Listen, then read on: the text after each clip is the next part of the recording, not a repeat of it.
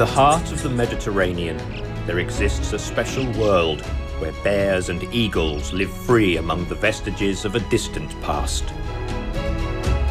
It is a veritable treasure trove of biodiversity that, from the Alps to the islands facing Africa, is home to riches of inestimable value. Thousands of species of plants and animals, including the continent's fiercest predators.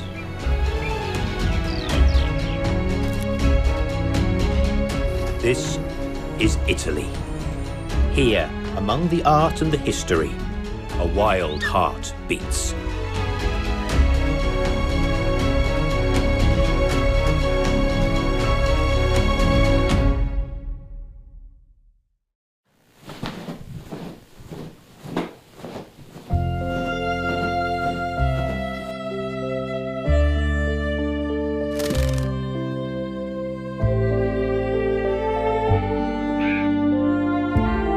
Le Murge is still a wild landscape in the south of Italy.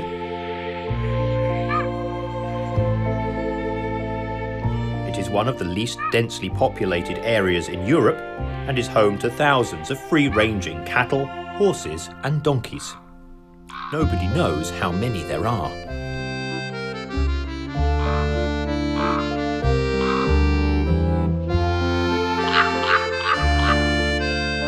The soil is so stony that for millennia people have given up trying to cultivate the land and have used it merely as pasture for their livestock, which migrate here at the onset of autumn from the mountains where they return in the spring.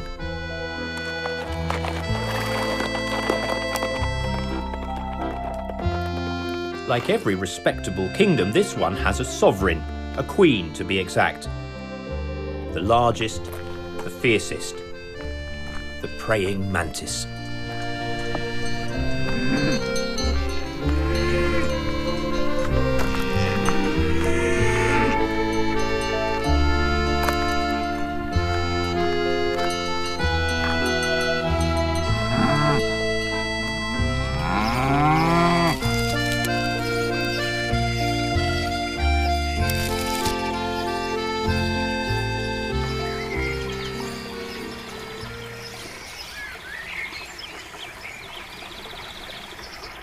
The drought has the valley of a river in its grip.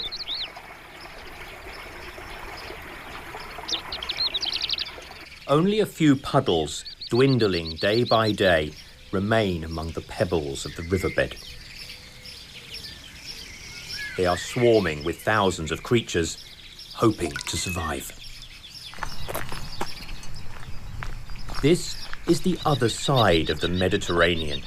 A gentle land of mild winters, whose harshest season is what the rest of Europe considers the best.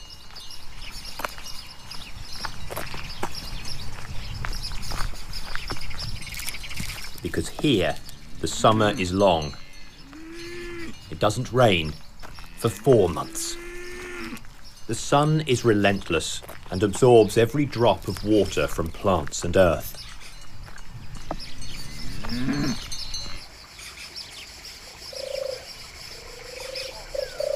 Whirligig beetles continue their mad rush. There is no more personal space.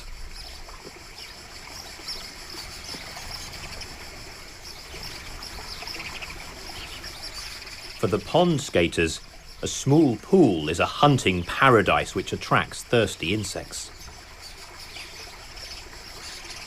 These bugs are able to walk on the water surface due to their light weight and great claws.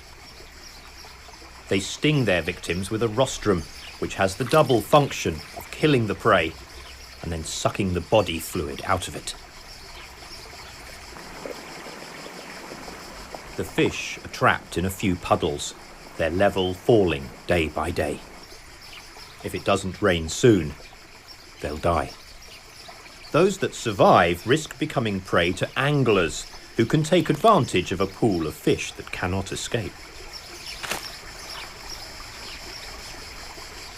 The water snake watches the schools of tiny fish as if in a supermarket full of delicious food.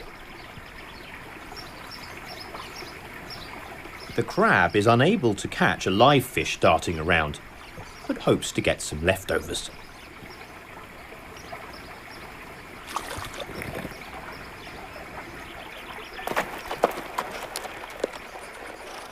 Suddenly, there's panic. But it's only the horses coming to drink. Here, it's a game of 3 players. Sun, water, life.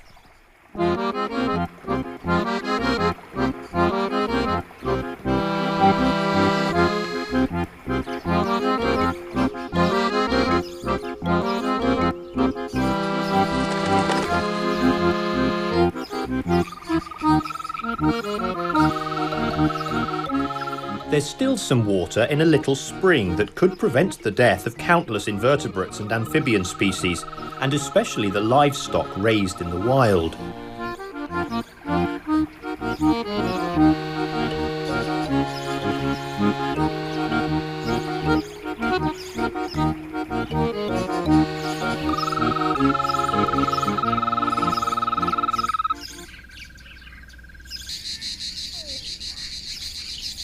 During these calm, cloudless days, the cicadas begin to sing at dawn when the sun strikes the trees, and stop only at night.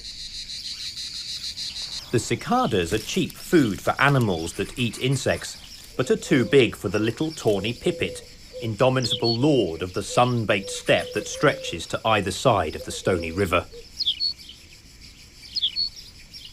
The male sends out its call from its perch, while the female sits on her eggs on the ground, invisible thanks to her camouflage.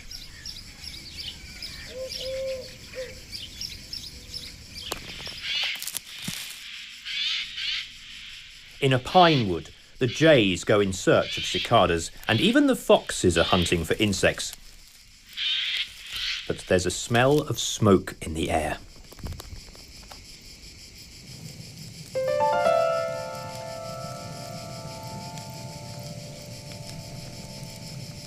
When the vegetation is reduced to a stretch of dry branches and leaves, and every trace of water has disappeared in the torrid air, fires start easily.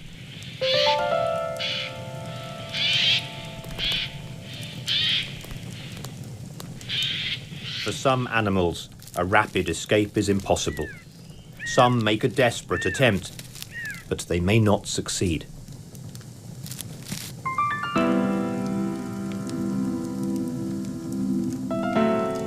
The birds are drawn by the prospect of eating the insects fleeing from the flames, but it's a risky business.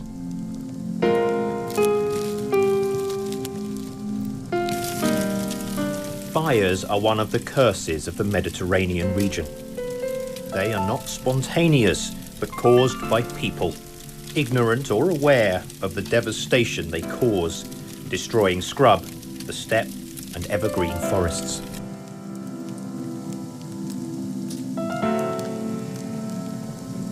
Nature will try to heal the wounds and re-establish a balance, but the conditions will no longer be the same. The trees will come back along with the birds, but the return of tortoises, green lizards, snakes, toads and small mammals will be hindered by roads and homes, insurmountable barriers built by man.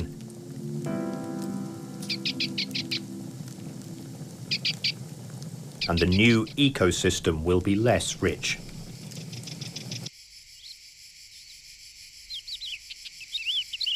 Among the first to return are insects, perfectly adapted to the fierce Mediterranean summers, including the predators at the top of the food chains, the mantids.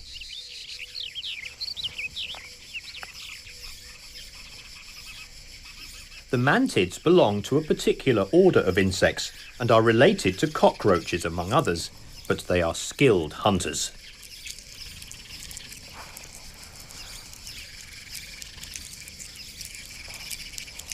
The Empusa mantis is a master of disguise. It is very difficult to find one. It's a true war machine, disguised as an ancient warrior. It is one of the 4 species of mantis in the grassy plains, and it is the only one to survive the winter by hiding in cracks between rocks when it is only a tiny creature, thin as a hair.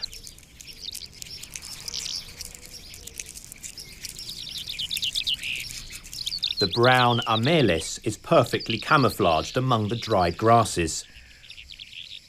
The males are thinner and do not waste time when they encounter a female who is larger and wingless. You never know how it will end. The elegant Iris oratoria passes its time between one hunt and another, meticulously cleaning its fighting equipment. The fourth species of mantid, the largest, the fiercest, the praying mantis. The praying mantis is one of the largest insects in Europe and may be considered the true queen of this expanse of grass and stones in the heart of the Mediterranean, where creatures are born and die just like in the most spectacular of African savannas.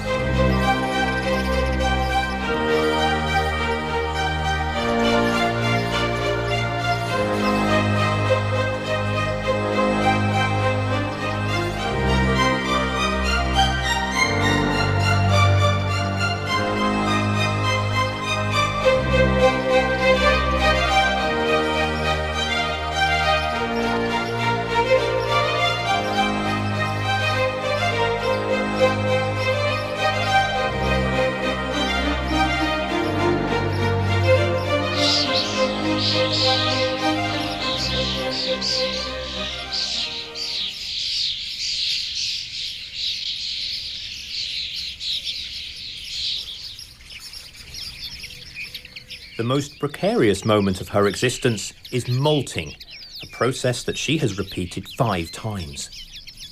At that moment, she is vulnerable, fragile, helpless. Therefore, she chose sheltered, hidden spots for the task. But the hard work over, she unfolded her wings, and the last molt transformed her into one of the most seductive and terrifying queens of the Serengeti of insects.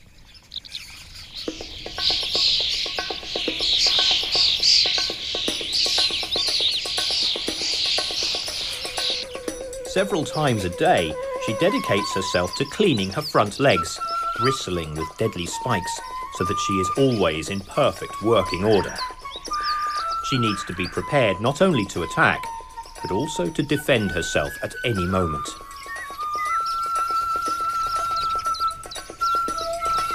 This one is a mature female that only has to think about finding a mate and laying eggs.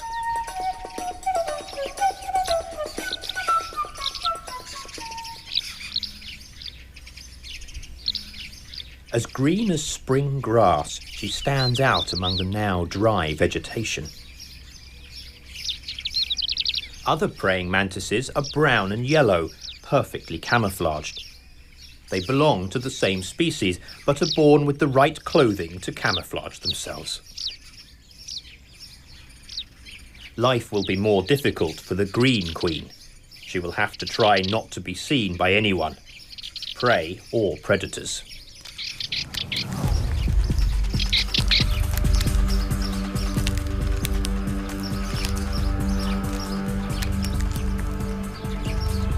The world around the mantis is full of dangers, sometimes dressed in glowing colours.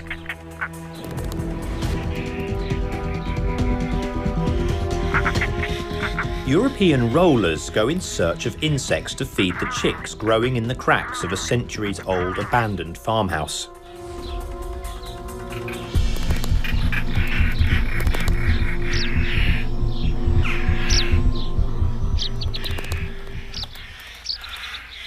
These migratory birds that arrive every spring after spending the winter in Africa feed their offspring with any little creature found among the grass and bushes. Even the mantis could come to a bad end if it does not learn to hide well. Rollers are very noisy at the onset of the nesting season. They use the roof of the farmhouse and the bushes as hunting perches to spot their prey and to spot suitable nesting sites. Other birds have decided to nest in the ruins. The lack of rocks and gorges has forced jackdaws to nest in the building. Jackdaws are social corvids, but this does not mean they are willing to share their mates or accommodation.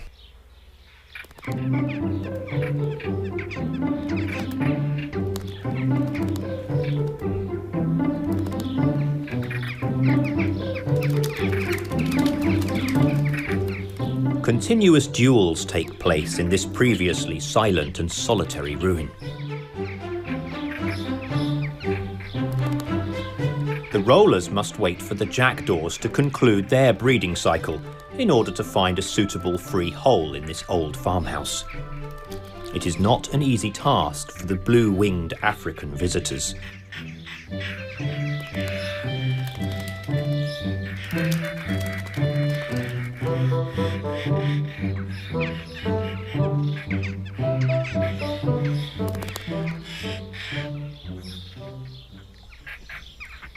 Jackdaws start nesting earlier and have a natural advantage, but rollers cannot delay egg-laying any longer. Thus, they begin to increase their pressure on their black and noisy neighbours to force some pairs to free a spot.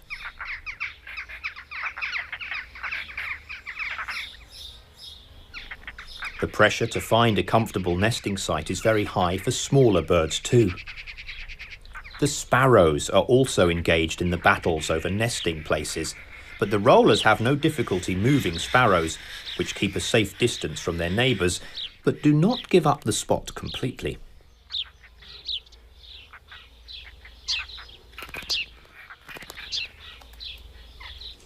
The male sparrow guards the entrance, but it has to give way to its much stronger and more aggressive neighbours. Luckily for it, some holes are too small for jackdaws or rollers, and the sparrows can sing to claim their rights over the holes. The two species will nest side by side, without problems, just keeping a careful distance.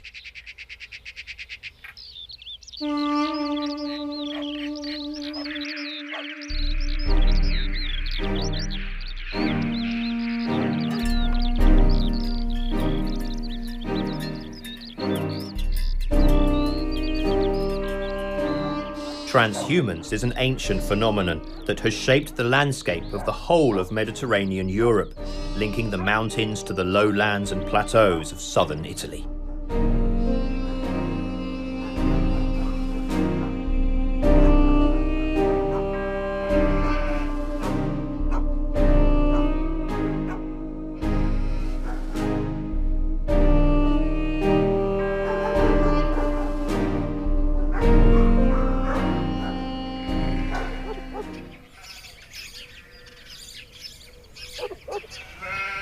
The Mediterranean steppes are considered among the most biodiversity-rich habitats in Europe.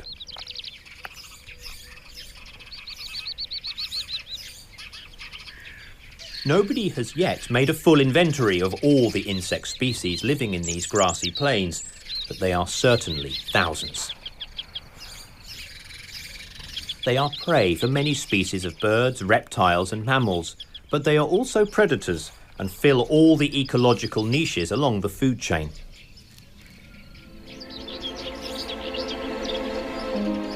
The role of the herbivores, the primary consumers in Mediterranean steppes, is not played by zebras, wildebeest or antelope, but by a multitude of creatures with 6 legs, of which one pair at the rear are perfectly adapted for jumping.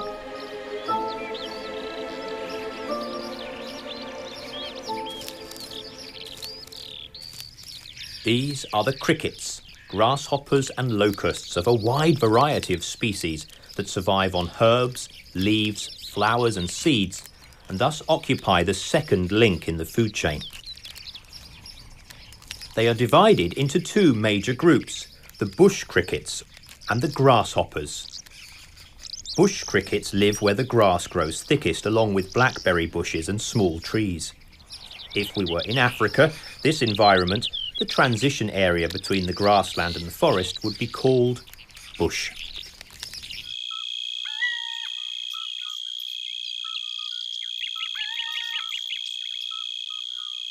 It is the kingdom of small bush crickets that shine like emeralds, the Aeophyllidoptera. The wings of these bush crickets are so tiny that they cannot fly. So to escape predators, they seek shelter among the leaves of bushes and clematis, coming out mostly at night.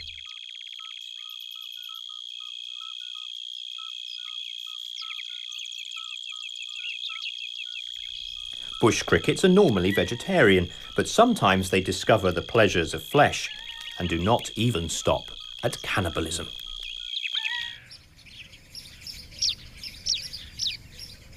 They should always pay attention to somebody larger and more ferocious than themselves, such as the fat epipygys, with their practically non-existent wings and swollen abdomens.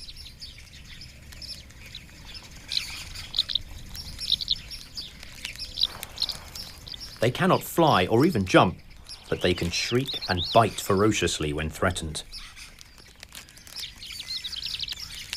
Sometimes it works, sometimes not. The large wart biters can easily chew the toughest food.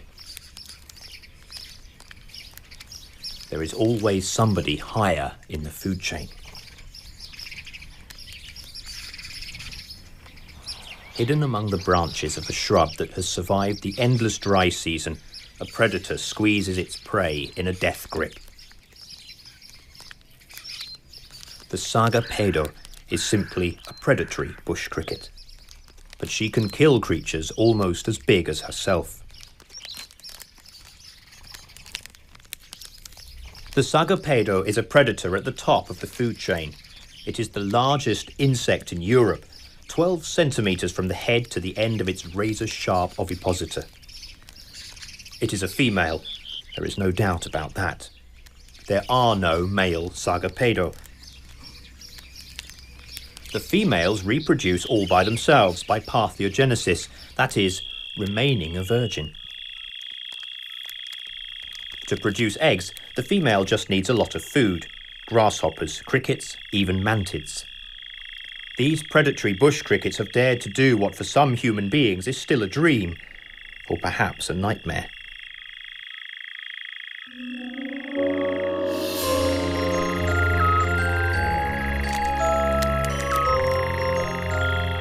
This is the only insect which could seriously injure and perhaps kill the queen, but both species prefer to stay away from each other.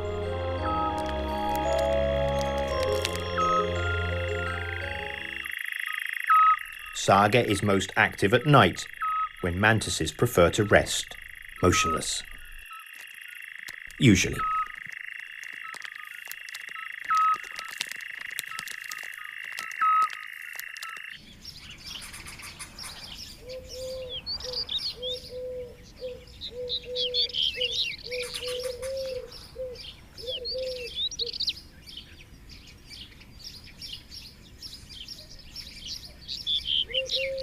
Where the bush ends, the semi-desert grassland begins. Here the ground is bare and bleached by the sun and the hooves of thousands of sheep. This is the kingdom of the other major group of Orthoptera. They are sturdy-looking creatures. Some grasshoppers are the largest, 7 centimetres in length, with hind legs covered with spikes and a sturdy chitin shell. In comparison, the acrida, with its curious, elongated head, is a featherweight. Smaller grasshoppers are on the menu of many predators, including the shy assassin bug, which captures the prey and sucks it dry, remaining well camouflaged among the leaves.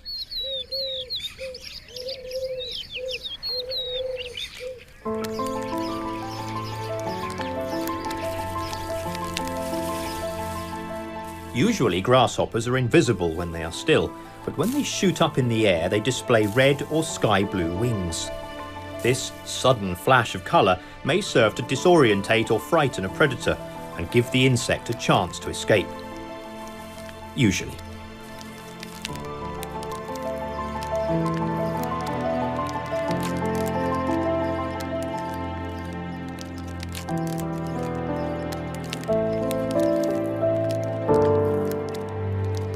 The praying mantis, although a top predator, still has to fear another that has travelled 10,000 kilometres to hunt insects. Thousands of lesser kestrels nest in Matera, the capital of this wide expanse of dry grasslands.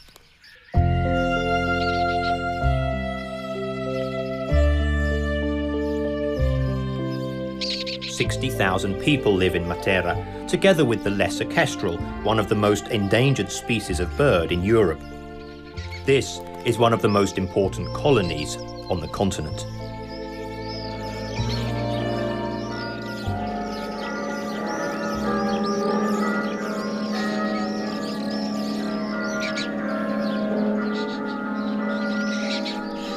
It is a city carved into the rock on the side of a canyon excavated by the river that hardly ever carries water.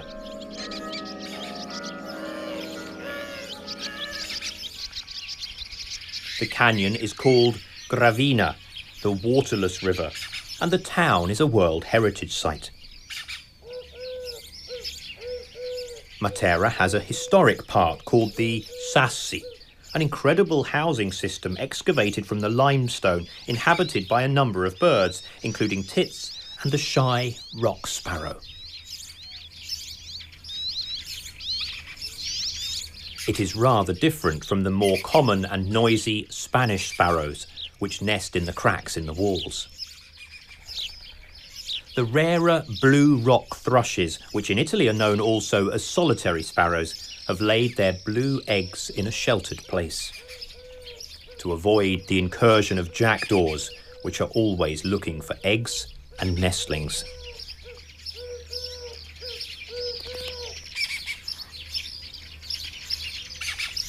The lesser kestrels are semi-colonial falcons, which winter in Africa south of the Sahara Desert and come to Mediterranean Europe in spring to nest under the roofs, in the cracks in walls, on windows, and in drain pipes. Every house plays host to at least one pair. The inhabitants of Matera are aware that the birds represent a great touristic attraction, but they try to keep some distance so as not to be overcome by pigeons, jackdaws, and lesser kestrels.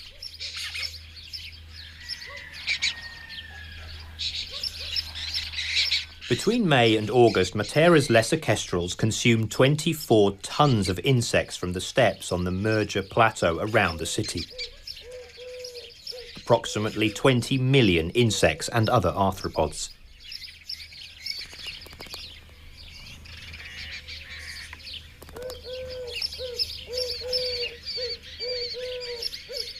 Every day they come dangerously close to the queen, who continues to claim her victims and put on weight.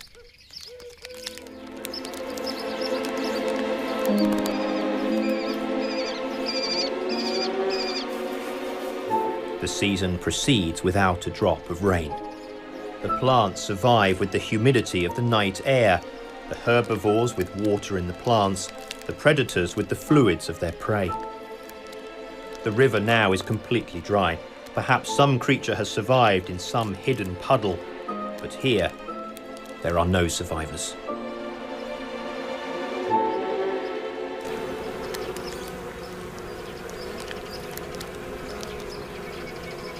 The Gallica wasps now have to battle the heat. All of these creatures, workers, males or queens, rub their antennae, exchange food, clean each other, communicate and recognize each other as members of the same community. Wasps drink a lot, then return to the nest and atomize the water with movements of their wings, as we do with fans in the bars in our squares.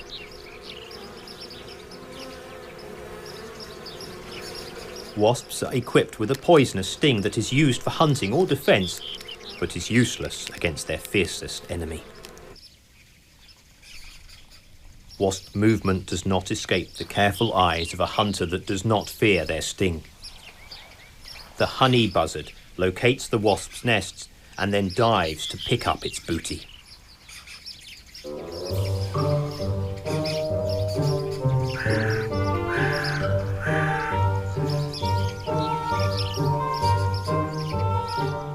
He pulls it out of the grass and, once it reaches its perch, eats the larva.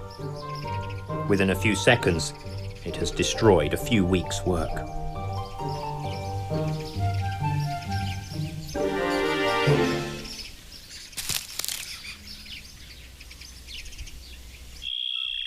The mantis has now settled in its dry thistle. It is a hunting place. Summer is coming to the end, and most prey populations begin to decrease. She should never fail in her attacks.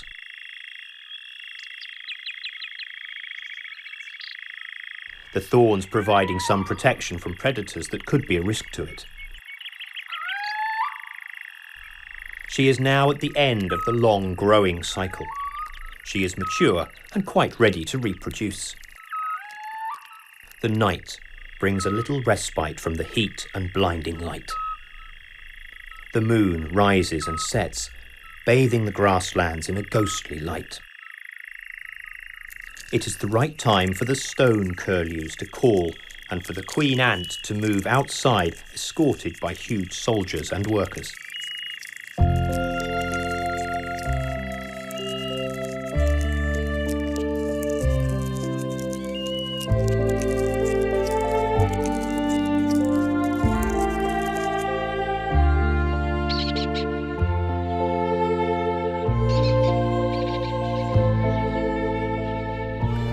At dusk, the lesser kestrels that are not busy sitting on their eggs join the others on the tall pines on the town roundabouts to pass the night. It is an amazing view, which the local people completely ignore. Thousands of falcons sleep in the most astonishing town in southern Italy.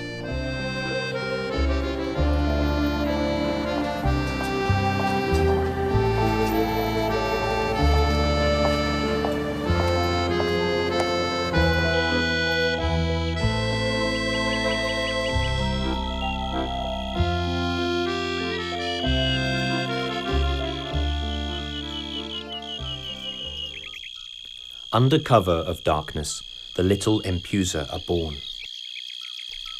Dozens of small mantis swarm out from the ootheca in which the eggs have passed long months. They are exquisite creatures, but some of them become large hunters. In a shrub, two twisted twigs seem lifeless, but look carefully, and you find that they are the most camouflaged of European creatures. Stick insects use immobility to go unnoticed, but they can still find each other. A large female welcomes a male. It's a long, slow embrace with minimal movement in the style of these vegetarian creatures, completely defenseless and yet successful thanks to their mimicry. The queen mantis makes no attempt to hide. A male has appeared. It is slender, with long antennae, half the size of the queen.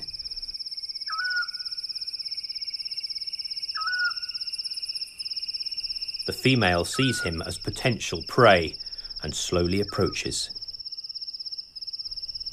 The male hesitates, realizing that there is something wrong and trying to get away. The female continues to approach, hungry for food. Saved by a hair's breadth. The great queen has found something to eat, a large grasshopper. The male contemplates what might have been his fate from a distance. Wedding bells are not yet ringing for either of them.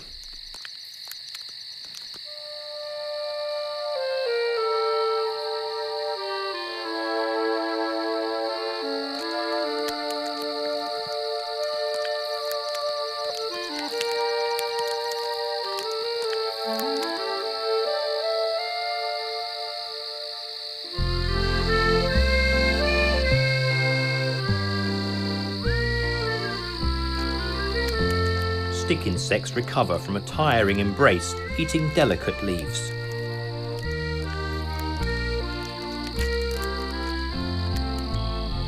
A busy night.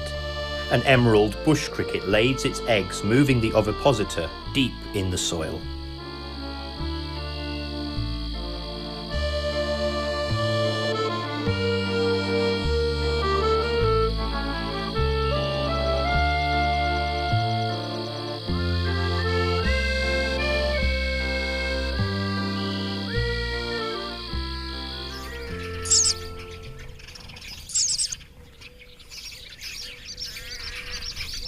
A new dawn and a new day fighting the heat that increases by the minute. Bees feed on the last flowers.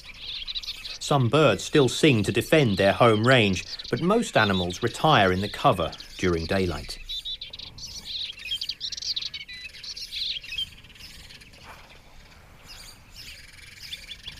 Wild boar quickly leave the fields where they have grazed all night and head into the scrubland.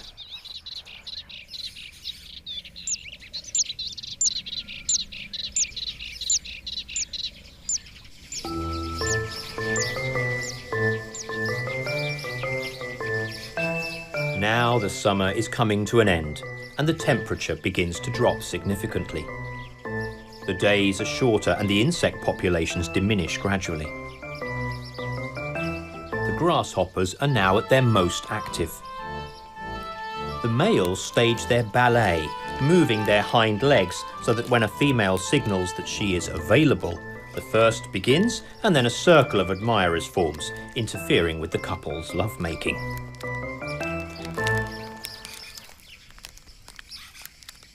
Come on, there's still room, they seem to say, but in reality, there is no room. These Orthoptera are completely promiscuous in their mating, and it is difficult to imagine who will be the father of this large female's offspring, the first, second, or 10th of the males that will mate with her in a few hours of sexual frenzy.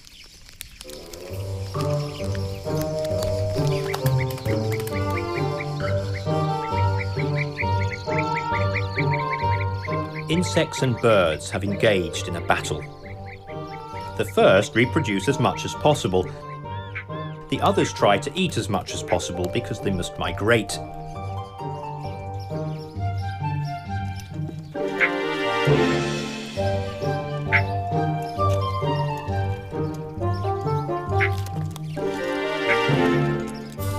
The young European rollers in the nest are now too big for the narrow space. As they wait for their parents to arrive with food, they do nothing but quarrel.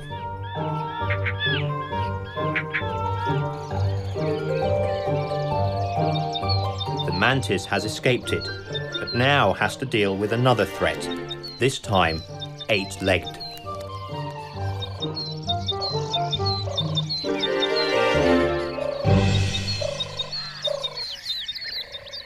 A few plants bloom in summer, bringing a touch of colour to the parched landscape.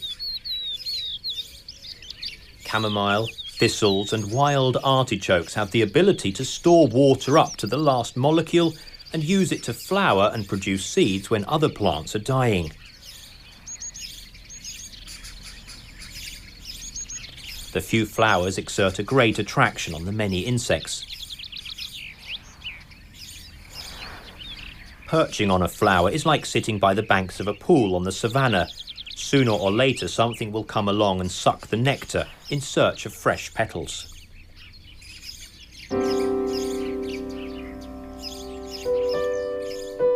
The crab spider is a master of mimicry. The female is the colour of the petals and stands motionless, ready to grab her victim with her 8 powerful legs. She will then kill it with her fangs, gradually digesting it. They have excellent vision, but are also very sensitive to vibration and so are aware when an insect is approaching and when it lands on the flower or leaves.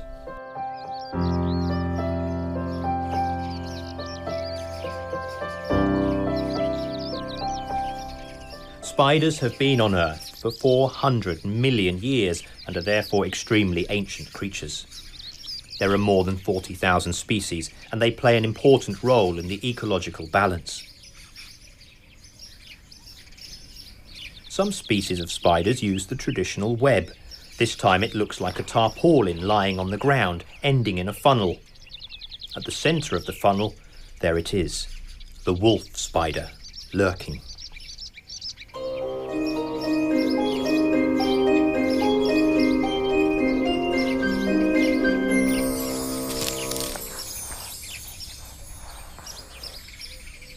Two or three shots are enough to inject a dose of venom.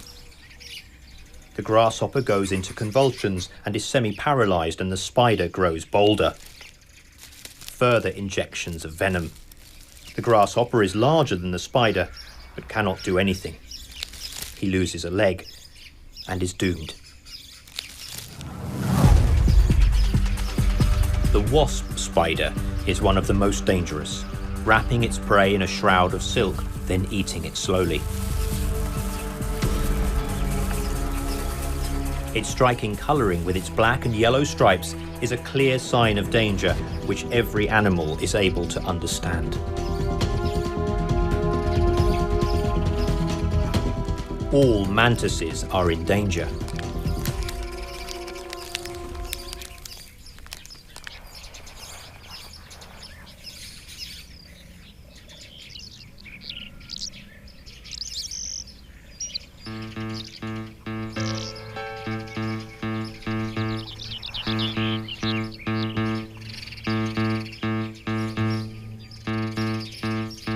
The most terrible threat comes from the black widow, but this little Amelis is attracted to something that has ended up in the web.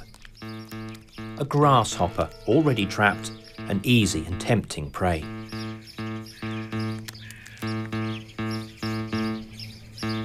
Balancing on the silk threads, it approaches. But the vibrations alert the master, or rather the mistress of the house. The mantis realizes it has made a big mistake, but courageously faces the spider. It bends its legs in the attack position, ready to leap.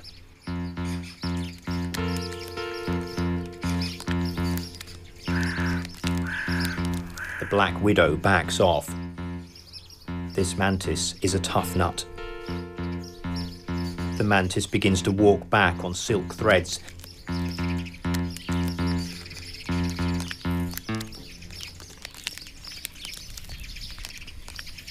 But the widow understands that it is in trouble and tries to strike. She throws her silk lasso.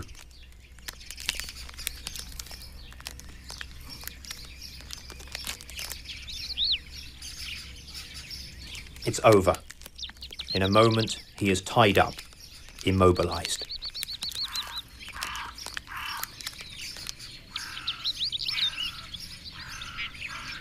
For the black widow, it is a hard-won meal, but an important one, because it must also produce eggs. The female mantis's hunt for a husband now becomes a priority. The green queen is still a virgin, but she must hurry, as the season is changing, males are getting scarce, and most of them have already engaged with other mates.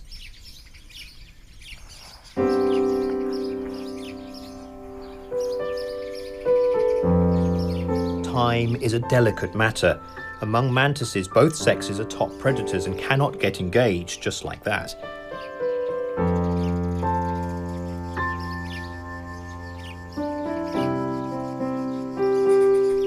Two mantises, both tawny-coloured, have met. They have to court each other to understand if they are right for each other, at least for a few hours.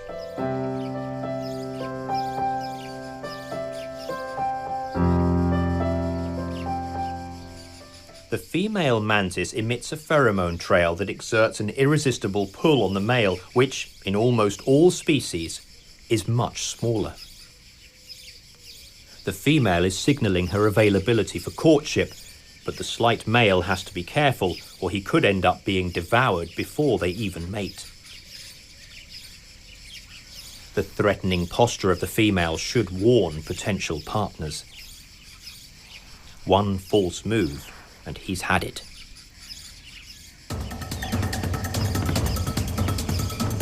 The male's courtship is a dance with death. This time, luck is on the side of the feeble male. A smaller grasshopper is too close to be ignored by the ever-hungry female.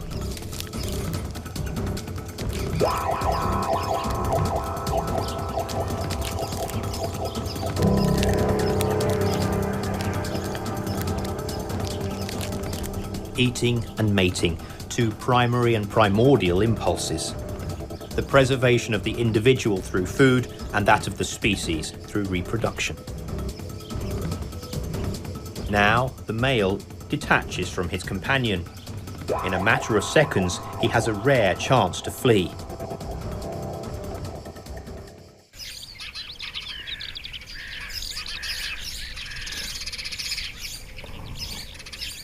So it turns out that not all mantis males are destined to be devoured by their companions, and this one still has the chance to meet the Green Queen and do his duty.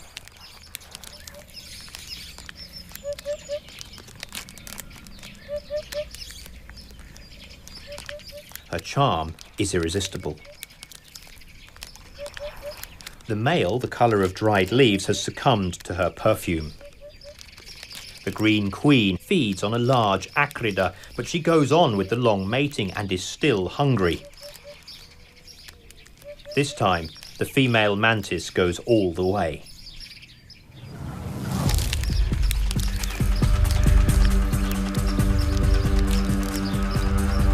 When the mating is over, the Green Queen seizes her mate in a deadly embrace and eats him. She is having the most important meal of her life, the one she needs to ripen the eggs in her body. Now her abdomen is swollen. She moves with difficulty, green in a terribly yellow and hostile landscape.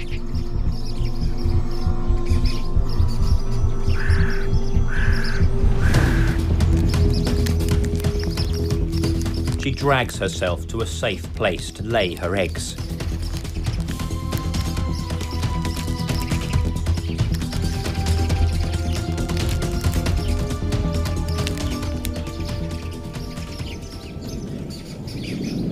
She starts laying her eggs in an ootheca, a foamy bag that looks fragile but has a consistency similar to polystyrene.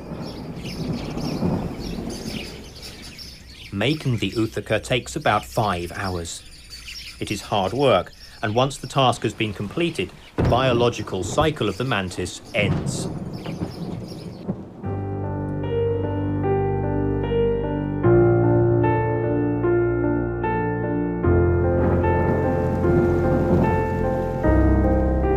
The queen no longer hunts and could soon become food for other creatures.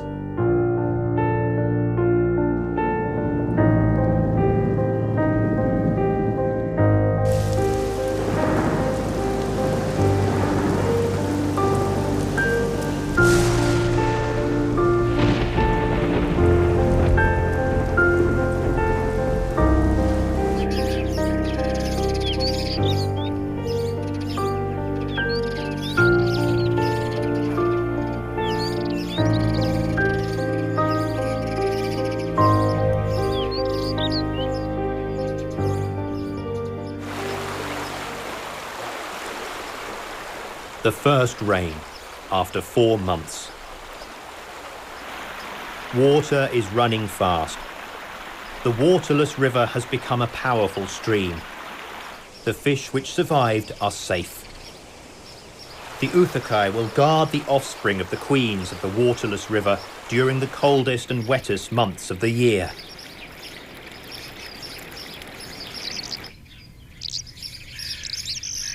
But there is still time before hatching.